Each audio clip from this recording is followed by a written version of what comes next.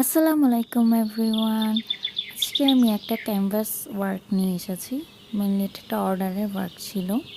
আপু বলে দিয়েছিল ক্যানভাসের ব্যাকগ্রাউন্ডটা যাতে স্কাই কালার হয়। সো আমি সেইভাবেই ক্যানভাসটা রেডি করি অ্যান্ড দেন আপুকে আবার দেখিয়ে নিয়েছিলাম যে এই ব্যাকগ্রাউন্ডটা তার ঠিক আছে কিনা।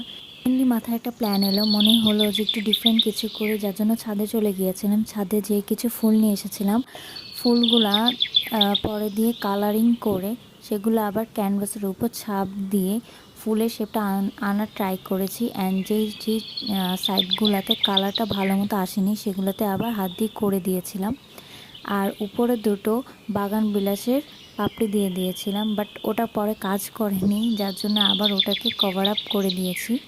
অ্যান্ড ক্যানভাসের যে লেখা অ্যান্ড জাজ আয়াতগুলো ছিল সেগুলো আপুই সাজেস্ট করেছিল। উনি